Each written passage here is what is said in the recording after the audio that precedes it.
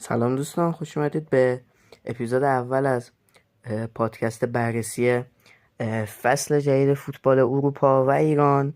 امروز میخوایم در مورد دوتا بازی که داشتیم، یعنی هم حالا اون جام خیریه یا همون سوپر جام انگلیس و سوپر جام ایران صحبت بکنیم. میخوایم این دوتا بازی رو، خودشون تعداد بازی ها کم هستش، یه کوچولو حالا آنالیز هم میتونیم بکنیم در مورد روند تیم ها. حالا قرار شده که من مرتب کار بکنم انشالله.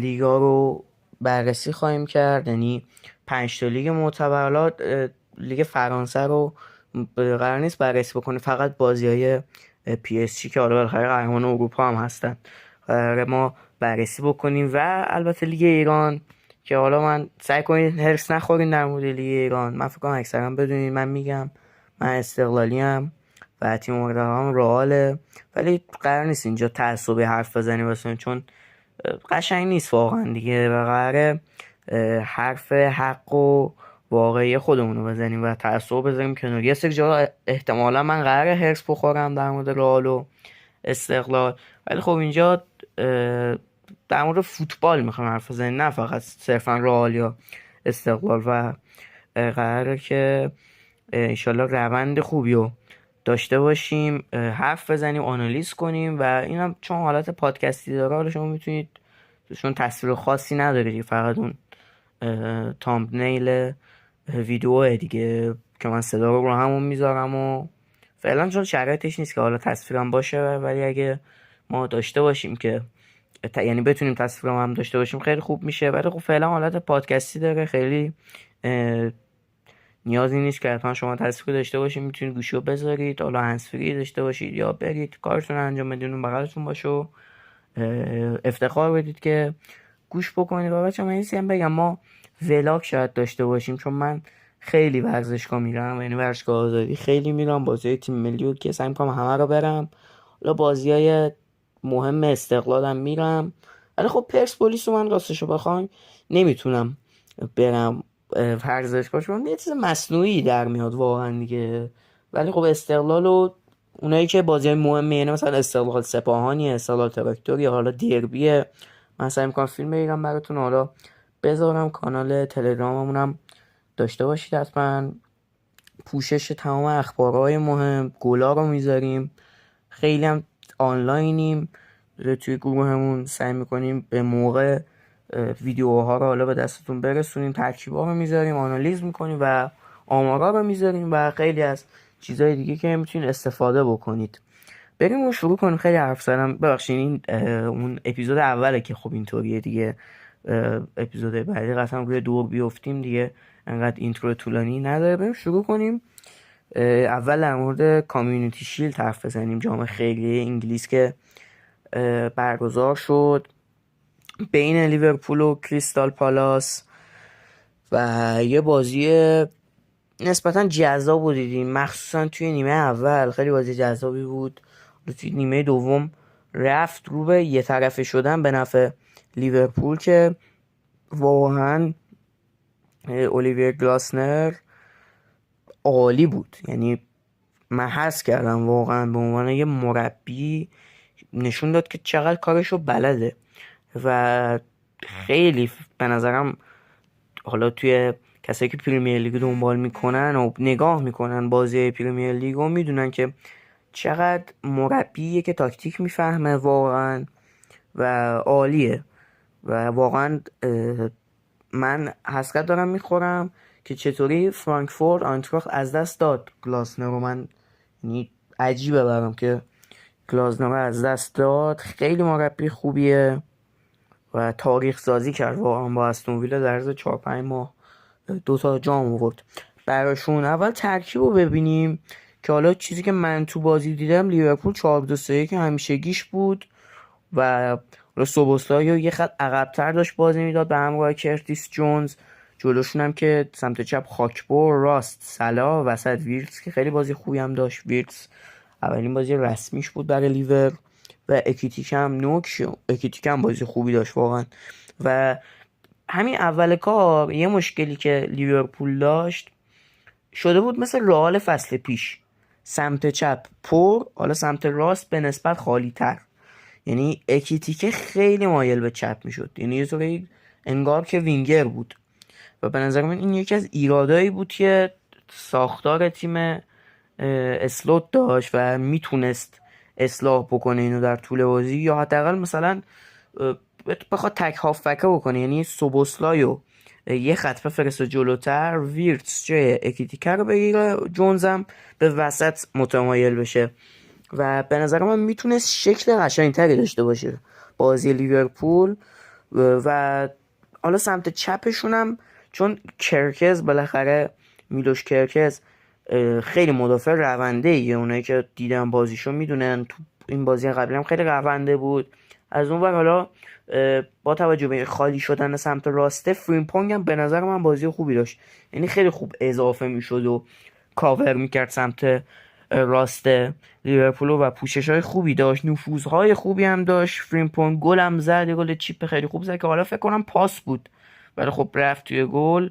و لیورپول به نظرم برنامهشون بود که بازی محتاطانه ای رو داشته باشه و خیلی به یعنی خیلی آتیش بازی نکنه به اصطلاح، چون اونایی که دیدن فوتبال گراسنه رو میدونن، چون سه دفاع هم بازی میکنه، 3-5-2 یه طوری بازی میکنه، یا مثلا 3-4-2-1 ژابی آلونسو تور بازی میکنه، میدونن ضد حمله به شدت خطرناکی داره. اون 3 نفر جلوش که حالا ایزه، سار و ماتتا بودن، با پاسایی که آدم وارتون میداد خیلی نفوذای خوبی داشتن. مخصوصا این بازی سار خیلی بازی بهتری داشت نسبت به ایزه و ماتتا هم که خوب بود، گلش هم زد. و ژان فیلیپ ماتتا مثل یعنی طبق معمول بازی خوبی داشت. و یه نظری هم بدم در مورد مونوز یا مونیوز، حالا وینگ بک یا هاف بک راست کریستال پالاس چقدر خوبه. یعنی دنیل مونیوز یا مونوز واقعا خوبه و به نظر من اگه سنش کوچولو پایین تر بود خیلی راحت رو هوا تیمای مطرح اروپایی میزدنش، یعنی عالیه.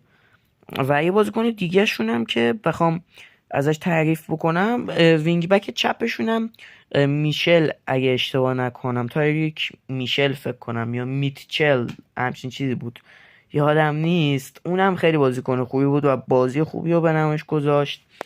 و آدم وارتونی که حالا تیم‌های اروپایی دنبالش هستن، اونم بازی خوبی رو داشت و در کل به نظر من بازی خوبی بود. یه صحنه هم حالا در مورد اون هند مکالیستر که به نظر من بود، ولی خب از اون صحنه ها که میتونستم نگیره میتونستم بگیره، ولی من بودم میگرفتم.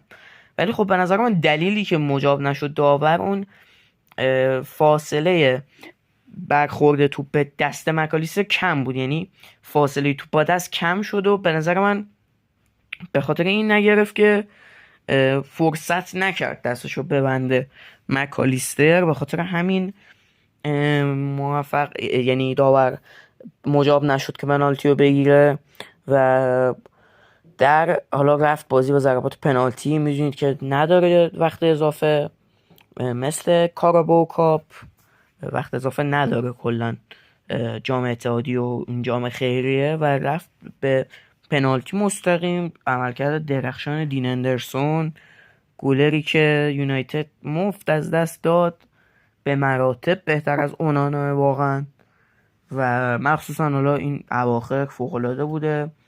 توی فینال اف ای کاپ هم پنالتی عمر مرموش رو خیلی خوب گرفت و ناجی تیمش بوده.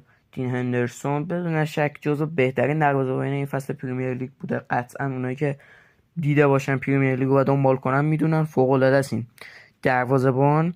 و به نظر من حالا بخوام در مورد کریستال پالاس هم حرف بزنیم، ساختار دفاعی کریستال پالاس این بازی به نظر من ضعف داشت. یعنی اون حالا ستای دفاع ریچاردز، لاکرو و گهی به نظر من به مراتب بازی ضعیفی داشتن نسبت به بازی دیگرشون، چون کریستال پالاس خط دفاعش امسال خوب بود، مخصوصا لاکرو بازیکنیه که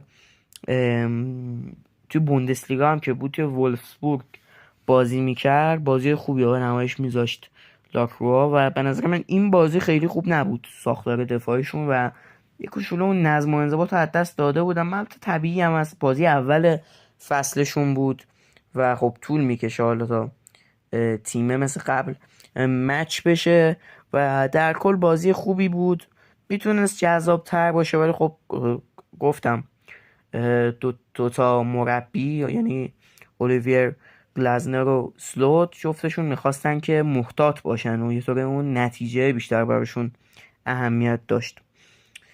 و کامیونیتی شیلد هم که تموم شد. فصل پیشم ما کامیونیتی شیلد رو داشتیم بین منسیتی و آرسنال بود دیگه اگه اشتباه نگم، یا فکر کنم دارم اشتباه میگم. کامیونیتی شیلد بین سیتی و یونایتد بود فکر میکنم، یا یادم نیست فصل پیش چی شد کامیونیتی شیلد. و به هر حال این فصل هم جام خیریه انگلیس تموم شد و به نظر من خیلی خوبه که سوپر کاپ تک بازی باشه. یعنی الان اسپانیا و ایتالیا جفتشون سوپر کاپ هاشونو کردن تورنمنت 4 جانبه و بردن تو عربستان و وسط فصل هم داره انجام میشه که به نظر من اصلا جذاب نیست. بین اون شروع حال فوتبال یهو تیم‌ها باشن میرن عربستان، به نظر من کار خیلی جالبی نیست. البته درآمدزایی خیلی خوبی داره برای فدراسیونشون، برای خود عربستان تبلیغات به شدت خوبی داره، ولی به نظر من تک بازی رو ترجیح میدم. شما حتما نظراتتون رو بنویسید که ترجیح میدید سوپر جام تک بازی باشه یا تورنمنت تور باشه، و اینم بگید که دوست دارید اول فصل باشه یا بین فصل باشه. من خودم دقیقا اول فصل رو ترجیح میدم، یعنی به نظر من به مراتب جذابتر اول فصل باشه. حالا ما اون تیما چون اولین بازی رسمیشون میشه یه طورایی، حالا میشه راحت‌تر آنالیز کرد تیما رو. برای تیم رقیب هم سخت میشه، چون مثلا یه مربی جدیدی مثل ژابی آلونسو تو رئال مادرید داشته باشن، حالا مثلا خود رئالیا نمیدونن ژابی آلونسو قراره چه سیستمی بازی بکنه و باید ببینیم بین فصل که ژابی آلونسو قراره با چه سیستمی بازی بکنه. و این بود از کامیونیتی شیلد امسال. بریم ما سوپر جام ایران رو بررسی بکنیم که امروز بازیش برگزار شد. الان یادم اومد راستی کامیونیتی شیلد پارسال آره بین سیتی و یونایتد بود که برگزار شد. فکر کنم سیتی تو پنالتی برد اگه اشتباه نکنم.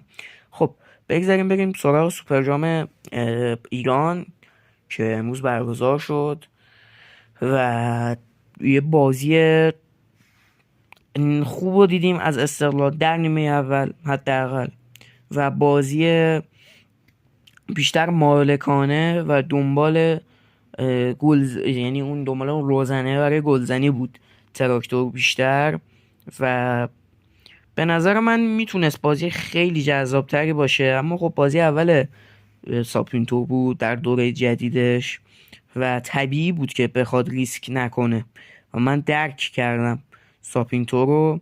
اما خب یه طور اشتباهات فردی بود گل‌هایی که حالا استقلال خورد. اون خطای هند بچگونه سامان فلا، اونم از اون صحنه‌هایی بود که میشد گرفت میشد نگرفت. من نظری در مورد داوری نمیدم، قضاوت با خودتون. اونم نظرتون رو بنویسید حتما که به نظرتون بود نبود پنالتی.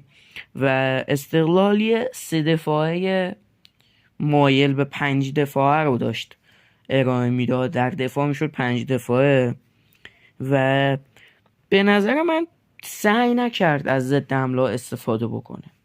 یعنی بازپسگیری توپ به نظر من تو استقلال خیلی ضعیف بود، خیلی ضعف داشتن توی بازپسگیری توپ و پرسی که انجام نمیشد. به نظر من اون خط هافک استقلال اون شور و اشتیاق همیشگی رو نداشت. یعنی در زمان ساپینتو ما دیدیم حالا بازیکنایی که تو خط هافک استقلال بازی میکردن بازیکنهای تاپ آنچنانی نبودن. من نمیخوام نقد بکنم سعید مهری و آرش رضاوندو بگم که بازیکنهای کم کیفیتن، اتفاقا به نظر من که خیلی هم محبوب نیست. یعنی من با رفقام صحبت میکنم خیلی با ما موافق نیستم. به نظر من آرش رضاوند در پرس کردن جزو بهترین هافبک‌های لیگه.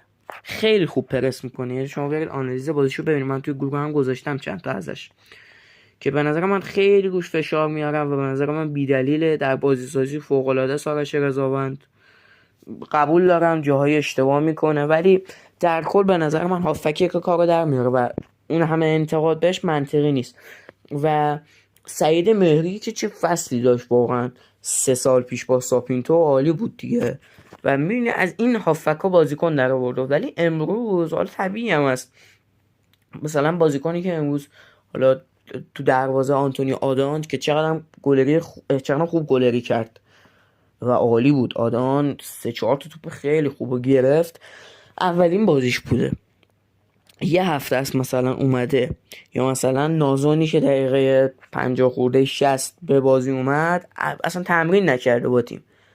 مثلا سعید سرخزانی که آخر بازی کرد تمرین نکرده با تیم. یه دوره فکر کنم یه جلسه تمرین کرد. تو اردو نبودم با استقلال توی ترکیه و خب خیلی کار داره دیگه تیم واقعا. و به نظر من سرحالتر بود از استقلال حالا فصل پیش، استقلال فاجعه فصل پیش، بدترین فصل تاریخ استقلال قطعا، و خیلی بهتر بود به نظر من. یعنی تو بازیکن‌ها میشد دید، یعنی محمد رضا آزادی بازیکنیه که پرس نمیکنه، معمولا دوندگی کمی داره. این بازی نسبت به بازی قبلی دوندگیش خیلی بیشتر بود و استقلال کار داره و به نظر من میتونه امسال جزو مدعیا باشه ولی باید خیلی کار بشه روی تیمه. بریم در مورد تراکتور هم صحبت بکنیم که حالا من اول بخوام در مورد بیرانوند میخوایم صحبت بکنیم. یک کوچولو حکم بیرانوند اومد بعد 400 خورده روز اگه اشتباه نکنم حکمش اومد. اون انتقال جنجالی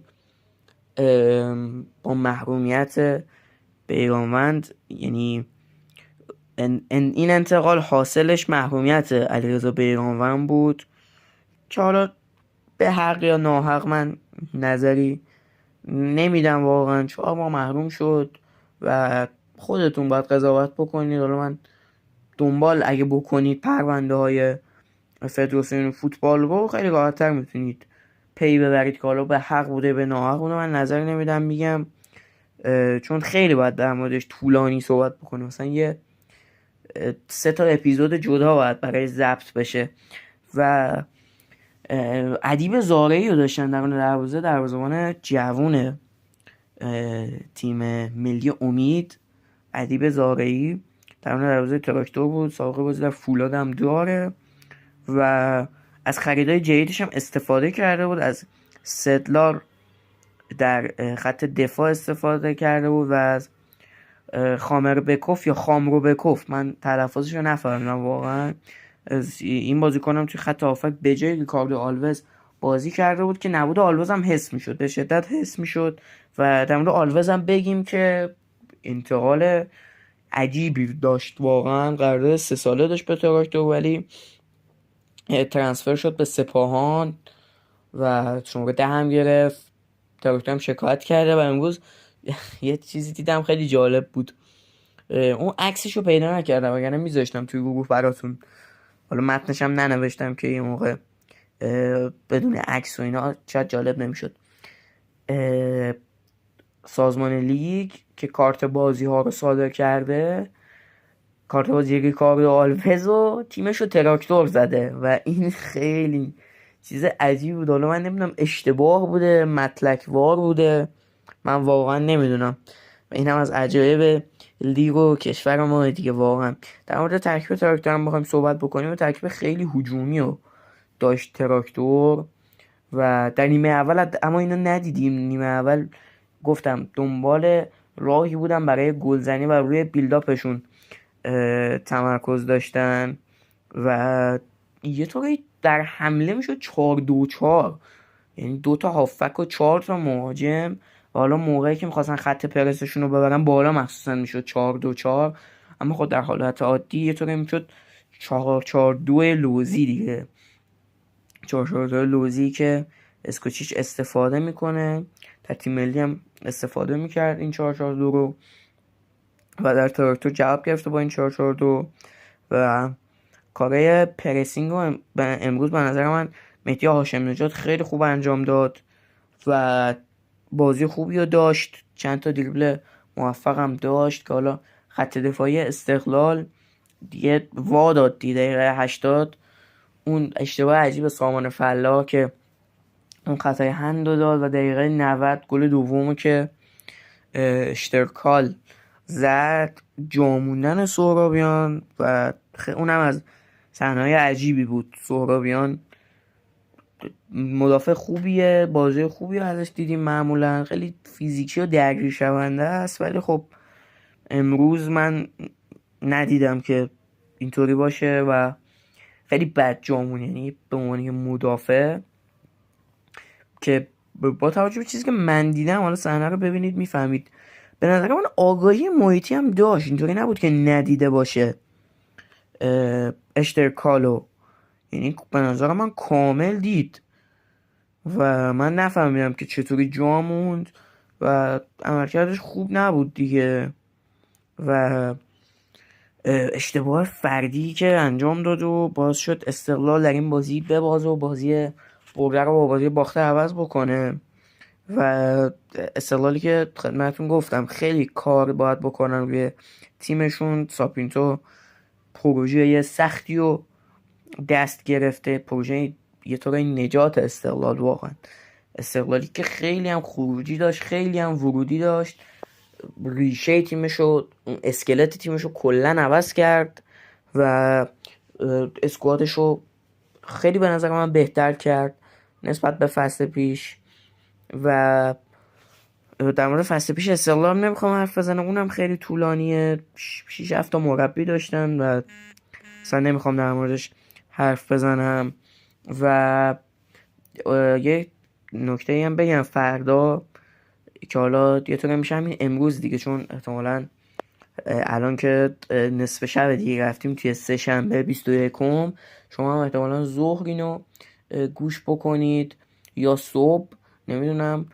امیدوارم برای نماینده کشورمون سپاهان اتفاقات خوبی بیفته. بازی دارم با الدوحیل توی قطر و امیدوارم که بهترینا رقم بخوره براشون و صعود بکنن قطر، ما بتونیم سهمیه‌مون رو بگیریم. حیف واقعا همینطوری سهمیه‌مون کم شده، حالا با یه تیم ما بریم دیگه نخبگان خیلی بد میشه و امیدوارم که همه چی خوب پیش بره برای الدوحیل، برای سپاهان مقابل الدوحیل.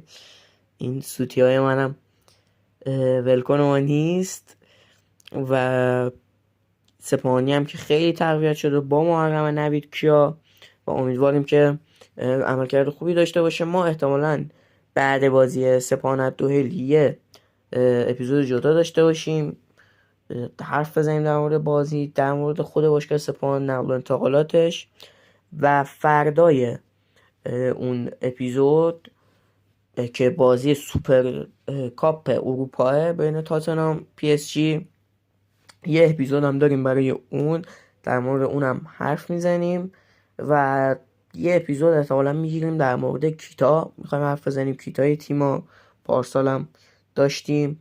یه اپیزود شاید بگیریم در مورد نقل و انتقالات تیمای اروپایی و ایرانی حرف بزنیم، مهمترین نقل و انتقالات، که خیلی اپیزود طولانی بشه احتمالا و خلاصه برنامه‌های خوبی داریم. امیدوارم که گوش بدید، لذت ببرید و اگه نظری دارید حتما کامنت کنید برامون و اگه اخبار فوتبالی دنبال میکنید و خود فوتبال رو دنبال میکنید، بازی ها، گلا رو دوست دارید ببینید، آمارا رو دوست دارید ببینید، همه رو ما تو گروهمون پوشش میدیم و سعی میکنیم سر تایم گلا رو بذاریم، نتایج بازی ها رو بذاریم، برنامه بازی ها و همه رو داریم دیگه. کانالمون هم خب بعد یه سال حدوداً داره میشه یه سال دیگه، چند روز 2-3 روز دیگه فکر کنم میشه دقیقاً یه سالگی کانال. خدا رو شکر عضوای خودشو گرفته و کم کم داره رشد میکنه و امیدوارم که راضی بوده باشید از روند کانال ما رو. کسایی که دنبال میکنن دستشون درد نکنه، امیدوارم رضایت کامل رو داشته باشید از کانال. من سعی میکنم همیشه سر وقت براتون همه چی رو بذارم. حالا دوستام هم که یه سریاشون حالا توی گروه هم هستن کامنت میذارن، ریاکشن میذارن و حالا یک ادمین دیگه همون خیلی زحمت میکشن و خودمون هم خیلی کار میکنیم و من به خاطر عشقم واقعا به فوتبال، من خیلی فوتبال میبینم، خیلی دوست دارم و دوست دارم این اطلاعاتی که حالا اطلاعات کم و کوچیکی که دارم و حالا با شما در میون بذارم و امیدوارم که لذت ببرید. حتما نظری دارید بنویسید، انتقادی دارید، تعریف میخواید بکنید حتما بنویسید و کامنت بذارید برامون. من حتما میخونم و جواب میدم. من کامنت های حالا خیلی کم کامنت میذارن توی گروه، ولی اونایی که میذارن همه رو جواب میدم. واقعا دست شما درد نکنه، کسایی که گوش میدن، لایک میکنن، سابسکرایب میکنن و نظراتشون رو مینویسن و امیدوارم که لذت برده باشین از این اپیزود. خیلی پرحرفی کردم، گفتم اپیزود اول، انشالله اپیزودهای بعدی که بیفتیم رو دور بیشتر در مورد فوتبال حرف میزنیم. مراقب خودتون باشید حتما. خیلی مخلصیم. فعلا.